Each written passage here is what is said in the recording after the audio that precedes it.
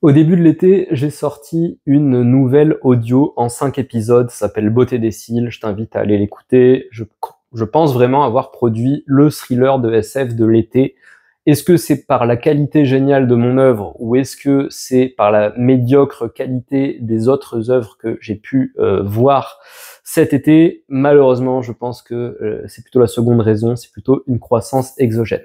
Bon, le fait est que quand j'ai écrit cette nouvelle, donc bien avant de la corriger et de l'enregistrer, moi, ce qui me bottait vraiment dedans, ce qui m'éclatait, c'était le concept des autruches. Voilà, tu découvres ça dès le premier épisode, mais il y a des autruches qui sont augmentées cognitivement par une puce Neuralink et qui sont utilisées par la ville de Neom en Arabie Saoudite comme moyen d'autodéfense non létale. En gros, elles éclatent des influenceurs qui essaient de rentrer dans la ville. Et j'étais absolument amoureux de mes autruches, j'ai adoré les écrire, j'ai beaucoup pensé à elles, et quand eh bien la nouvelle a été terminée, ça m'a peiné de les laisser. J'avais envie de mettre beaucoup d'autruches dans cette histoire, vraiment de centrer plus ça autour des autruches, mais quand je l'ai corrigé, j'ai été obligé d'enlever des autruches.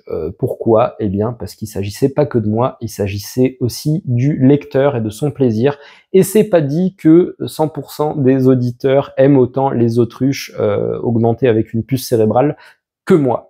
Donc il a fallu couper des autruches au montage pour le bien de l'histoire. Quand Musashi nous dit de ne pas dépendre d'un sentiment partial, je pense qu'il nous met en garde contre la vision tunnel, cette impulsion émotionnelle qu'on peut avoir en se disant j'ai raison, c'est ça que je veux, et en oubliant qu'il y a un monde extérieur qui réagit à ce qu'on lui donne. Alors là, je te donne un exemple de la création artistique, mais ça peut t'aider même, je veux dire, dans une négociation. Mets-toi, te mettre à la place justement de la personne avec qui tu t'apprêtes à négocier quoi que ce soit, lui te fait considérer ses intérêts, et parfois, il y aura juste pas. En fait, ça c'est vrai que c'est un mythe de l'époque. On dit toujours, c'est pas que c'était pas possible, c'est toi qui as pas assez bien négocié. Peut-être que c'était pas possible, peut-être que c'était pas le moment. La vie est faite de cycles, il y a des moments pour semer, il y a des moments pour récolter, comme dirait l'Ecclésiaste, et des fois on part comme ça à fond en se disant non, là c'est mort, là c'est l'heure de la récolte. Peut-être pas.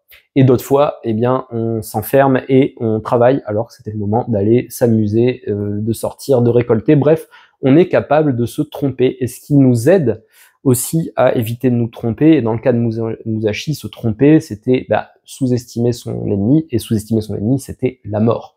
Donc il avait intérêt à pas trop croire comme ça en son feeling, son élan, même s'il en a besoin en tant que guerrier. On a aussi besoin de nos affects, de nos élans, mais on doit avoir une vue d'ensemble de la problématique avant de se lancer dedans. Voilà, ou savoir prendre du recul, savoir dézoomer, très important. Donc, c'est le troisième principe de Musashi, ne jamais dépendre d'une vision, d'un sentiment partial des choses. J'espère que cette vidéo t'a plu. Si c'est le cas, n'hésite pas bien sûr à liker, commenter, partager. Ça m'aidera à faire grossir la chaîne. D'ailleurs, tiens, je parle de mes intérêts, je parle pas des tiens. C'est une très mauvaise négociation. Enfin bref, je compte sur toi si tu as envie que cette chaîne fasse parler d'elle. Je te remercie d'avance. Je te dis à bientôt pour le prochain précepte de Musashi, et d'ici là, prends soin de toi.